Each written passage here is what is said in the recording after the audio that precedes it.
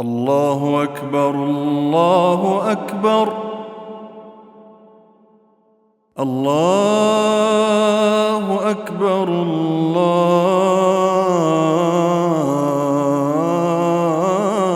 الله أكبر.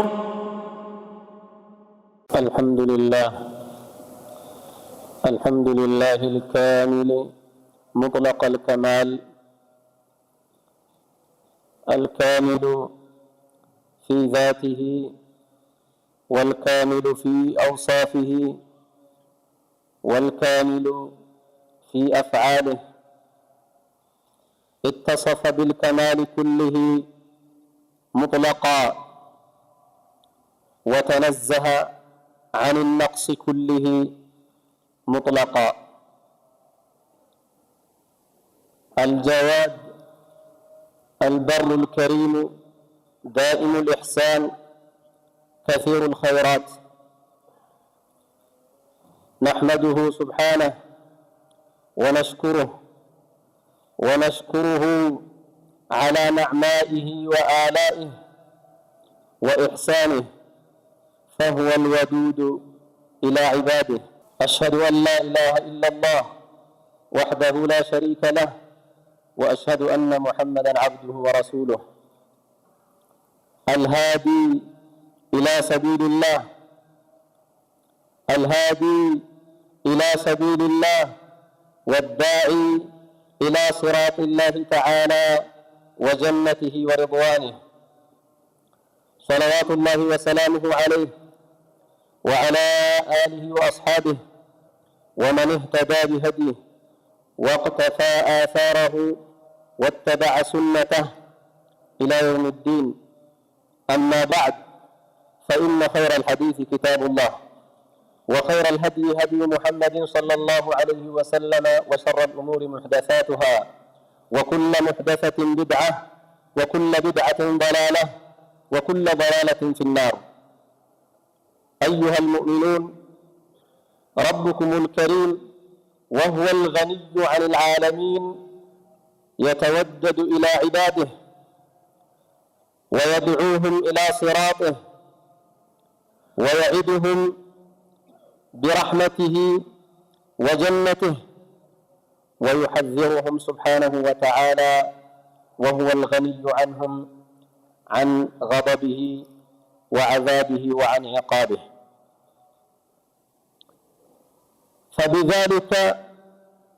فبذلك استوجب ربنا جل ذكره على العباد محبته، فيجب محبة الله تعالى محبة مطلقة،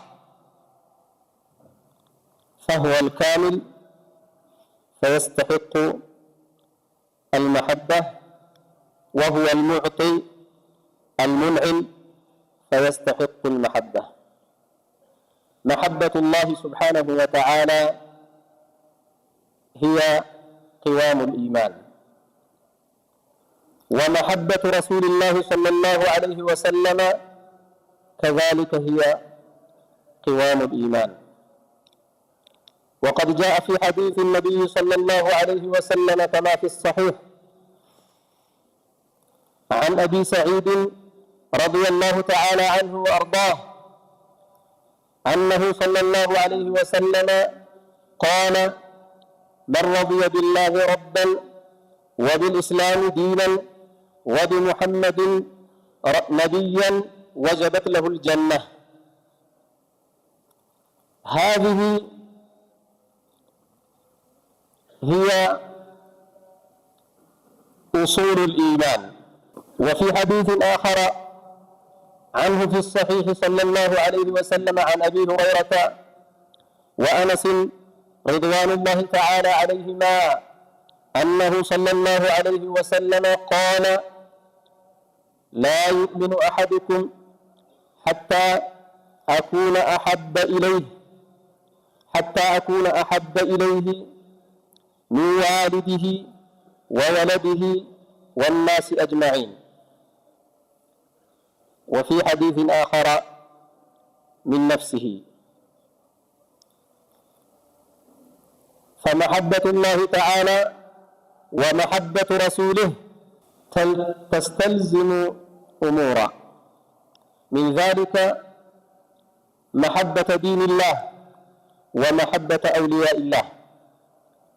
في الحديث أيضا في الصحيح قال صلى الله عليه وسلم: 3 من كن فيه وجد حلاوة الإيمان، أن يحب الله ورسوله أكثر مما سواهما، وأن يحب المرء لا يحبه إلا لله، وأن يكره أن يعود في الكفر كما يكره أن يقذف في النار. هذه الأحاديث وأمثالها عباد الله لهي صميم الإيمان، ويكون بها الميزان عند الله تعالى، فإن الله تعالى يحاسب عباده بأعمال القلوب قبل أعمال الجوارح، وذلك قوله تعالى: إلا من أتى الله بقلب سليم. وكل الآيات التي تتحدث عن الحسرة في الموقف أمام الله تعالى إنما هي في أمور كثيرة هي من أعمال القلوب. ومحبة الله تعالى تستلزم أعمالا وأفعالا وتستلزم تروكا كذلك. وهذه الأمور الثلاثة، محبة الله ومحبة رسول الله ومحبة دين الله، ثم من ضمن ذلك محبة ما يحب الله تعالى، ثم البغض لكل ما يبغض الله.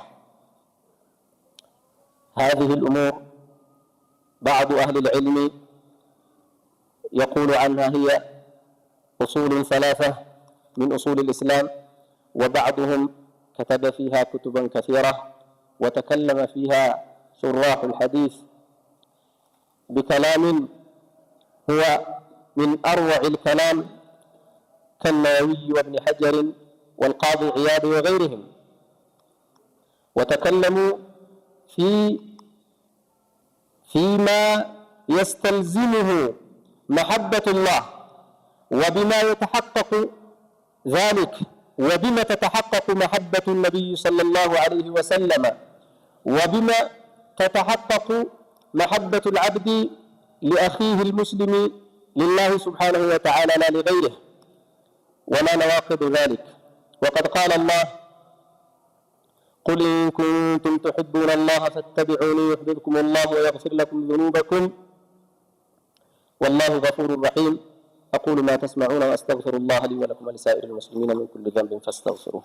الحمد لله والصلاة والسلام على رسول الله وعلى آله وصحبه ومن اهتدى بهداه. أما بعد، الله سبحانه وتعالى لنفرا يقبل الله لنفرا الله باروچه ሆይ ጌታችሁን ፍሩ ይላል። አላህን በመፍራት ነው ነጃ የምንወጣውና አላህን መፍራት አለብን። ትልቁ መልእክት እሱ ነው። እናም አላህ Subhanahu Wa Ta'ala ከባሮቹ የተብቃቃ ጌታ ሆኖ የሚጎርልበት የሌለ ምንም ነገር የሚከጅል ያልሆነ ሆኖ ያለ አላህ ሙስተግኒያን بنفسه عن غيره በራሱ ከሱ ውጭ ካለ ከማንም አካል የተብቃቃ ነው አላህ Subhanahu Wa Ta'ala።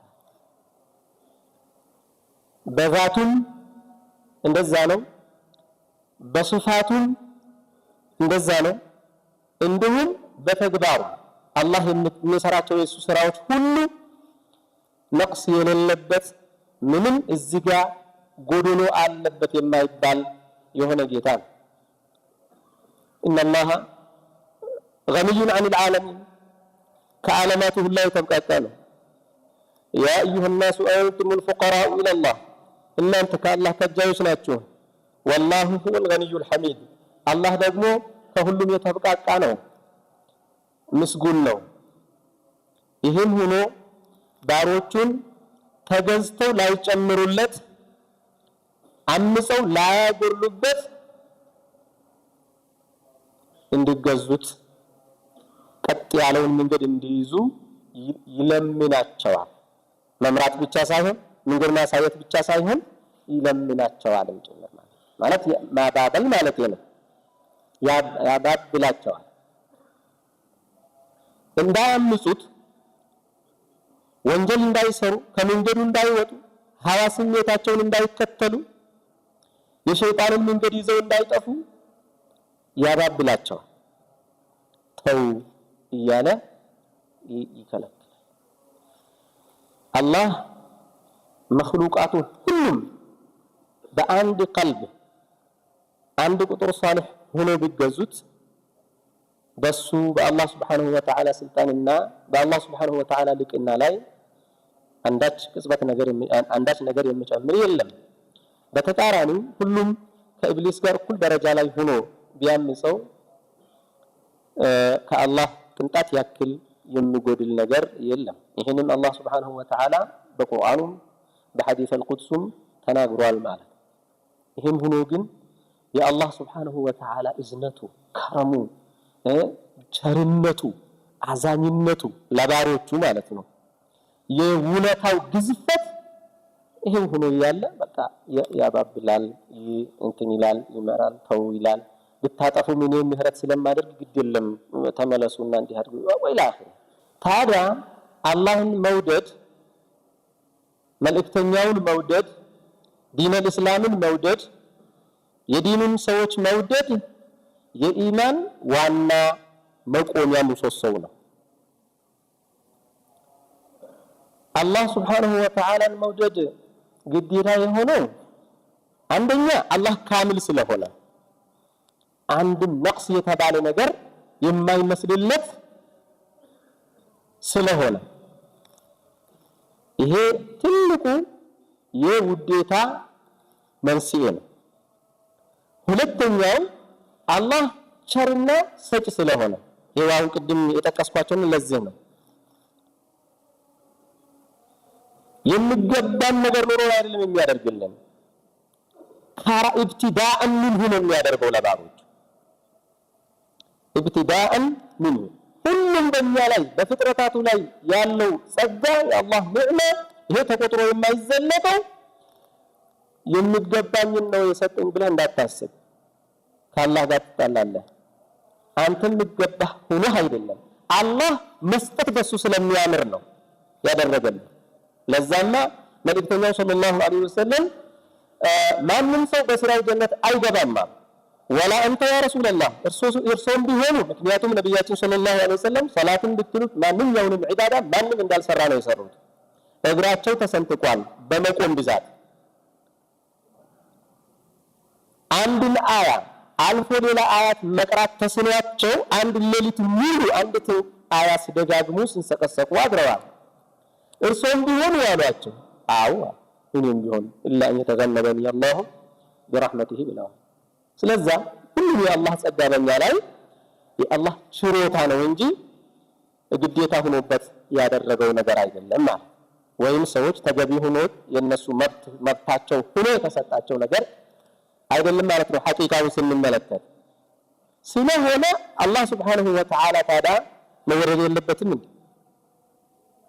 ምንም ላጠቅመው ምንም ላጎዳው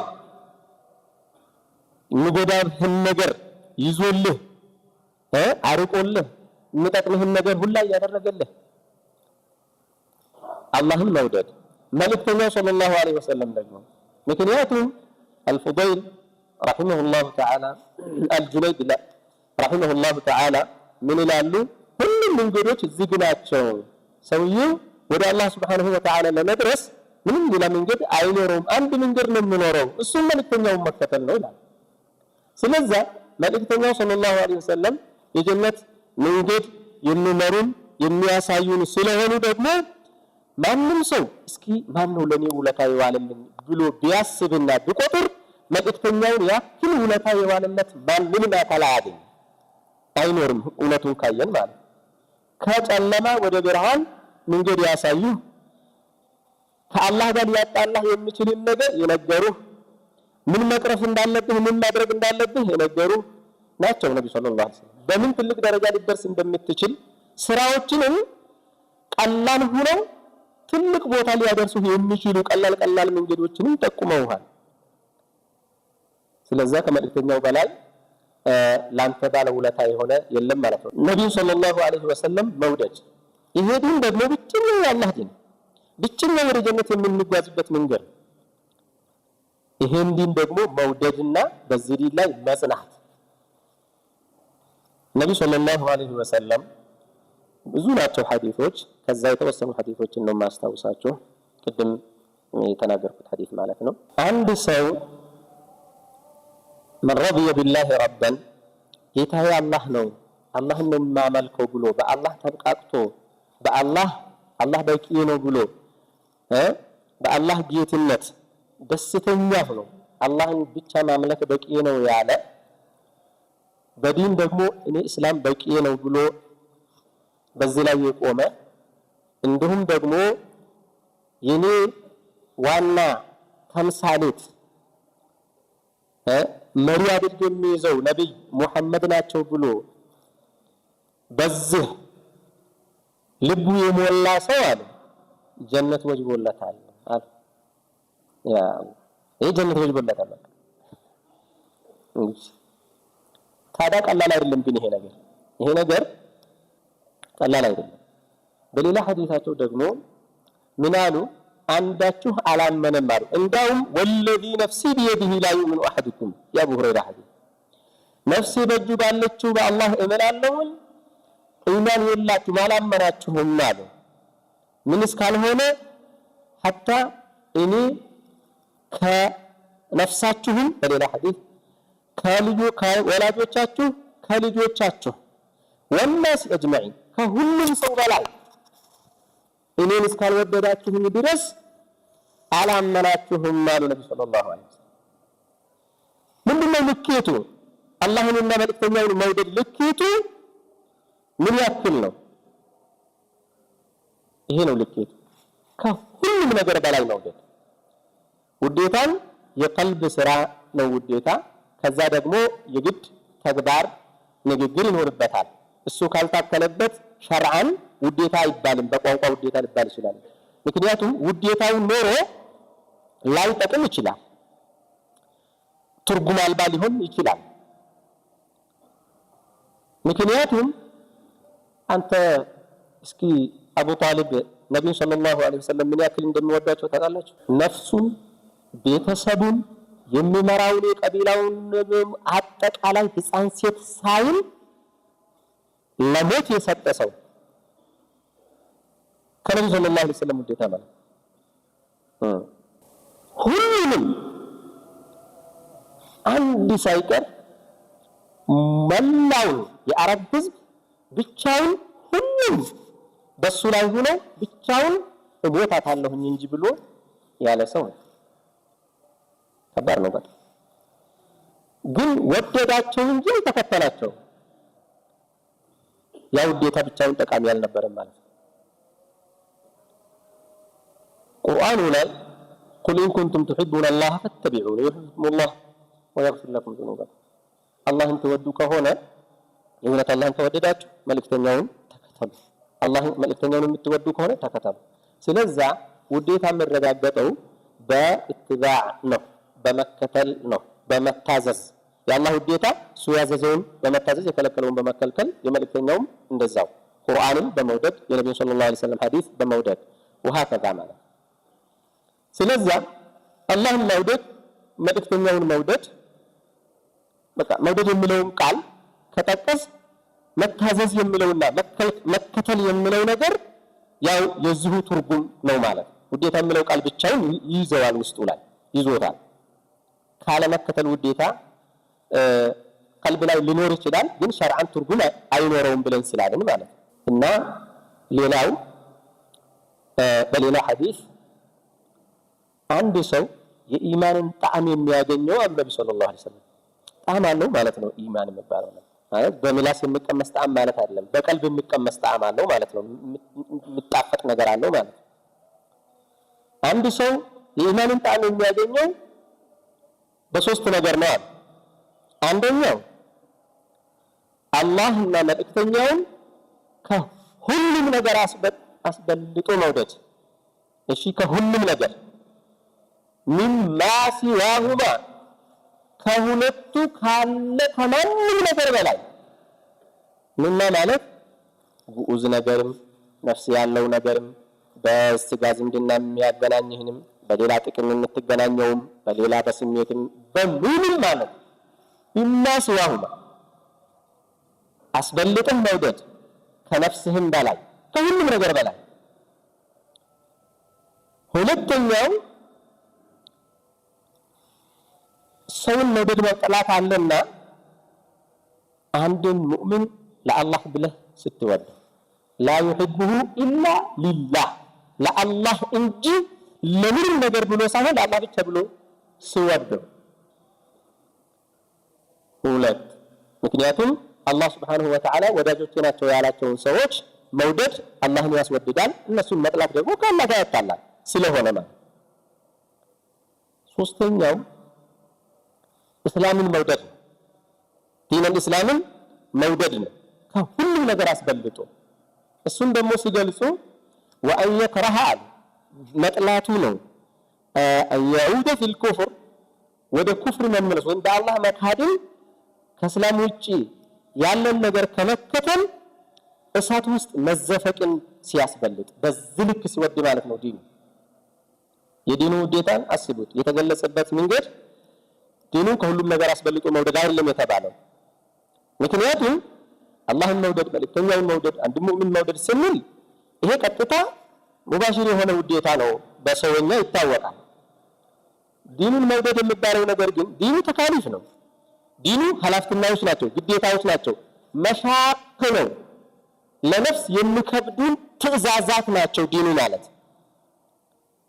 ስለዛ በተቃራኒው ገለጹት ነብዩ ሰለላሁ ዐለይሂ ወሰለም።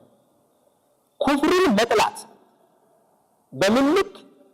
እሳት ውስጥ መግባትን በማስበለጥ ልክ። ሰውየው እሳት ውስጥ እንዲህ ተደርጎ ቢነከር ዲኑን በማይለቅ ደረጃ ነው ሊጸና የሚገባው፣ ዲኑን ሊወድ የሚገባው እያሉ እነዚህ ነገሮች የኢማን ዋና ሩህ የኢማን ዋና አጥንት ጀርባዎቹ ናቸው። ከዚህ ተንስተን ነው ማለት ነው ስራዎችን የምንሰራው፣ ሁሉንም ነገር የምናደርገው፣ የምንተወው፣ ምን የምንለው። የአላህን ውዴታ የሚረጋገጠው የአላህን ትእዛዝ በማንሳት አላህ የወደደውን ነገር በመውደድ አላህ የራስን ፍላጎትን የራስን ክጃሎትንም ሁሉንም ከአላህ ትእዛዛት አለማስበለጥ በዚህ ይረጋገጣል። እንዲሁም የመልእክተኛውም ሰለላሁ ዐለይሂ ወሰለም ትእዛዛቸውን ቀጥ አድርጎ ሱናቸውን ቀጥ አድርጎ በመያዝ ይረጋገጣል። ለአላህ ብሎ ሰው መውደድ የሚባለው ነገር ደግሞ ቢሰጥህ ላይጨምር፣ ቢከለክልህ ላይቀንስ፣ ቢያኮርፍህ ላታኮርፈው፣ ወይም ቢጎዳህ ላትበድለው፣ ወይም መጥፎ ነገር ላትለው ማለት ነው ብለው ይገልጹታል ሙሐዲሶቹ። እስላምን መውደድ ደግሞ ያው በግልጽ ነው የተቀመጠው በሐዲሱ። ፍንክች ላትል ማለት ነው ከዲ በቃ አላህ ይሄን ብሏል ይወደዋል፣ ይሄን ነገር ታደርጋለህ ምንም ቢሆን ማለት መልእክተኛው ይሄ ተከልክሏል በቃ ትተወዋለህ ያ ነገር ምንም ቢሆን ማለት ነው። ምንም ብትወደው ምንም ጥቅም ሆኖ ብታይ ማለት እኮ ነው ማለት እኮ ነው። እነዚህ ይሄን ደግሞ የሚሸረሽሩ ማዕት ነገሮች አሉ፣ የዚህ ተቃራኒ የሆኑ ማዕት ነገሮች አሉ። አይ እንዲህ ማለቱ እኮ እንዲህ ነው እያልክ የተለያዩ አሻሚ ተፍሲሮችን እየሰጠህ ለአንተ በመመቸህ ከሄድክ ግን አልወደድክም ማለት ይሆናል።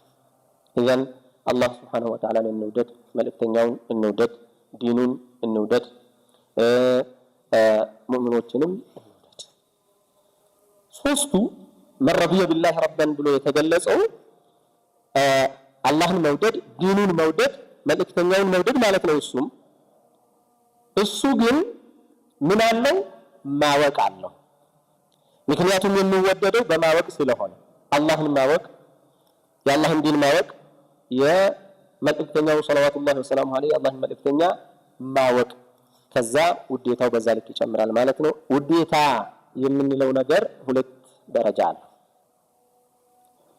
አንደኛ የመጀመሪያ ደረጃ ማንም ሰው በዚህ ልክ ውዴታው ከሌለው ካፍር ነው፣ ሙስሊም አይደለም፣ ኻሪጅ ምን ይመስላል።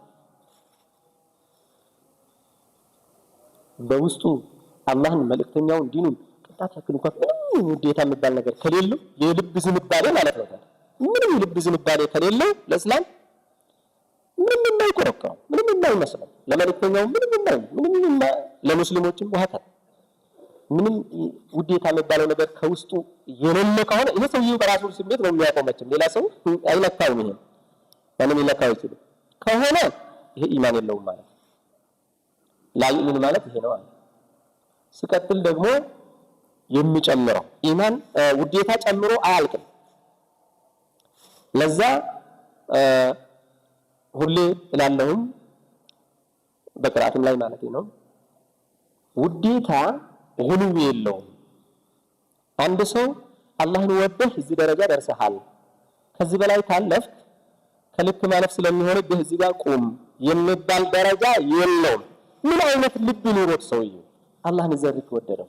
ምን እስኪ በየትኛው ልቡ ነው መልእክተኛውን የሚገባቸውን ያክል የወደደው? እስኪ የሚገባውን ያክል ይውደድ ይቻልስ? አይችልም። ሀዩስ ውዴታና ተግባር ወይም ውዴታና በውዴታ ላይ ወይም በውዴታ ምክንያት የሚደረጉ ነገሮች የተለያዩ ናቸው። ስለዚህ ሁሉም ራሱ በቀልቢ የሆነ ልብ ውስጥ ያለው የልብ ዝንባሌ የሚለው ዋናው ውዴታ ላይ የለም ማለት ነው። ሀዩስ በሱ ስም የሚደረግ ተግባር ላይ ሁሉ ይኖራል። እሱ የተከለከለ ብዙ ነገሮች አሉት።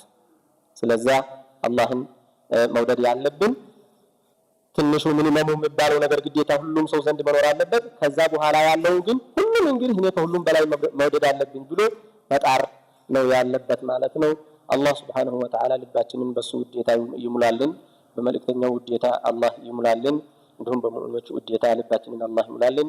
ዲናችንን የምንወድ ሰዎች አላህ ያድርገን። اللهم صل وسلم وبارك على محمد وعلى آل محمد وأزواجه وذرياته كما صليت وباركت على آل إبراهيم في العالمين إنك حميد مجيد. وارض اللهم عن أبي بكر وعثمان وعن أبي بكر وعمر وعثمان وعلي وعن الصحابة أجمعين وعنا معهم برحمتك يا أرحم الراحمين. اللهم أعز الإسلام والمسلمين، اللهم انصر الإسلام والمسلمين، اللهم انصرنا وانصر ديننا يا رب العالمين. اللهم اغفر للمسلمين والمسلمات المؤمنين والمؤمنات الأحياء منهم والأموات إنك سميع قريب مجيب الدعوات يا رب العالمين. ربنا لا تزغ قلوبنا بعد إذ هديتنا وهب لنا من لدنك رحمة إنك أنت الوهاب. اللهم أصلح لنا ديننا ودنيانا وأخرانا يا رب العالمين. اللهم إنك عفو كريم تحب العفو فاعف عنا برحمتك يا أرحم الراحمين. اللهم إنا نسألك حبك وحب نبيك وحب كل عمل يقربنا إليك يا رب العالمين. اللهم أصلح لنا شأننا كله ولا تكلنا إلى أنفسنا طرفة عين يا رب العالمين. اللهم اجعل في قلوبنا الإيمان والمحبة الصادقة يا رب العالمين. اللهم اهدنا سبل السلام واختم لنا على دين الإسلام وسلام على المرسلين والحمد لله رب العالمين. الله أكبر الله أكبر الله أكبر